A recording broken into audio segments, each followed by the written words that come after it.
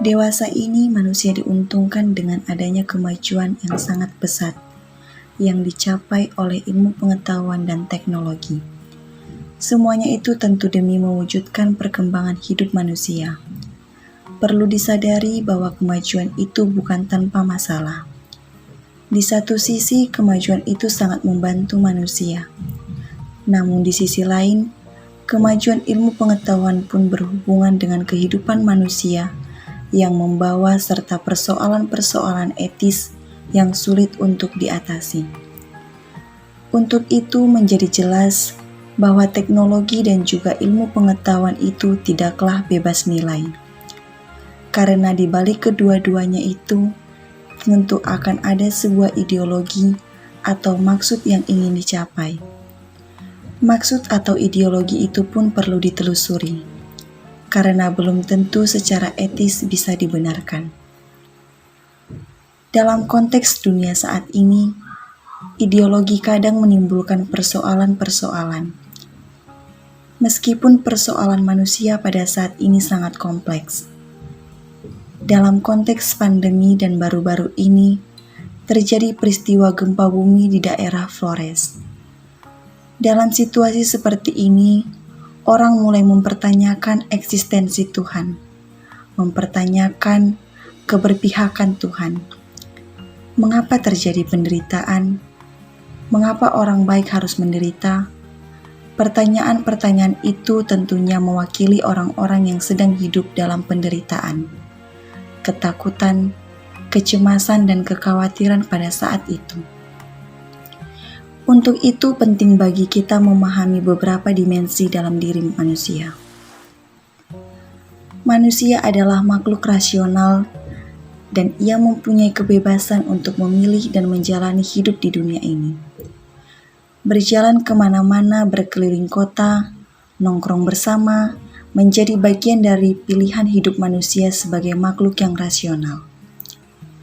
Dia mempunyai kemampuan untuk merefleksikan dirinya, bertanya dalam dirinya tentang esensinya UMI, dan mempunyai kemampuan untuk mempertanyakan realita di luar dirinya, termaksud alam semesta ini. Perkembangan teknologi dan ilmu pengetahuan membuktikan bahwa manusia sebagai makhluk rasional selalu berpikir dan melakukan hal-hal baru untuk dirinya dan juga orang lain. Di samping itu, perlu disadari bahwa semua kemampuan itu adalah berkat atau anugerah dari Sang Pencipta. Manusia juga merupakan makhluk spiritual. Ia senantiasa merefleksikan dirinya. Meskipun banyak persoalan terjadi pada saat ini,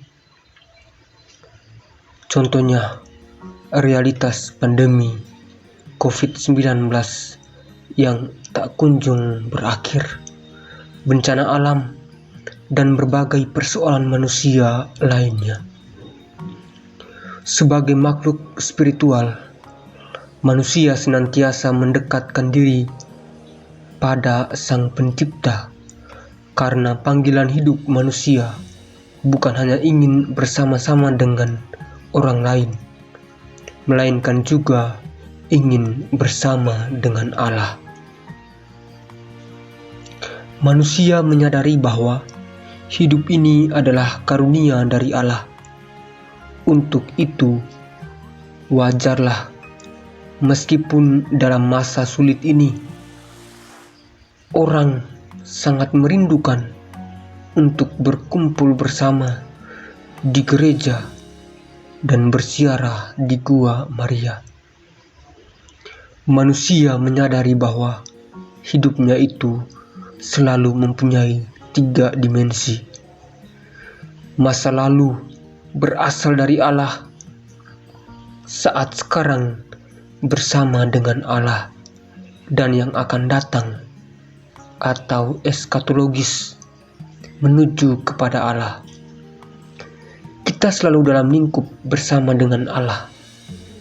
Manusia juga mempunyai dorongan hidup sesuai dengan kepercayaan yang dianutnya.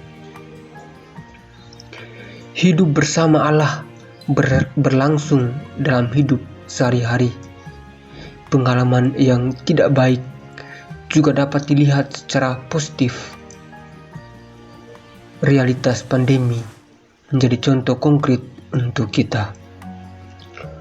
Hal-hal yang negatif dilihat atau direfleksikan sebagai bagian dari jiwa kita yang merindukan kepenuhan yang ada pada Allah. Manusia sebenarnya senantiasa hidup bersama dengan Allah. Namun, yang menjadi persoalannya adalah apakah manusia sendiri menyadari atau tidak, khususnya dalam pergumulan hidup sehari-hari. Dalam konteks saat ini, ketika orang-orang mulai bertanya-tanya dan perlahan meninggalkan Allah, bahkan berusaha untuk lari dari situasi hidup yang sedang mereka alami, khususnya penderitaan, dan menjadi orang-orang yang masa bodoh dan tidak peduli.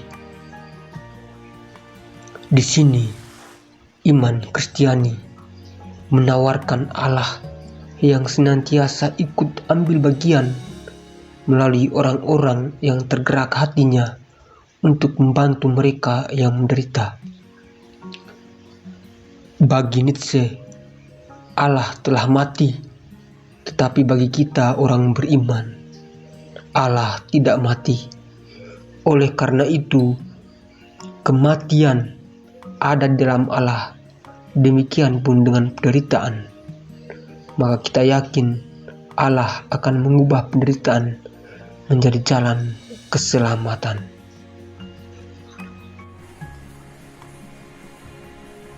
Santa Teresia dari Kalkuta mengatakan bahwa terkadang kita berpikir bahwa kemiskinan hanyalah kelaparan, ketelanjangan, dan juga tunawisme.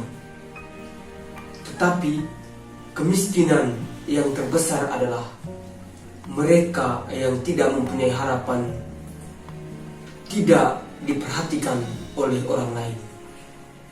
Untuk itu, marilah kita mengatasi kemiskinan itu dari dalam rumah kita masing-masing. Semoga Tuhan memberkati kita semua. Berkah dalam.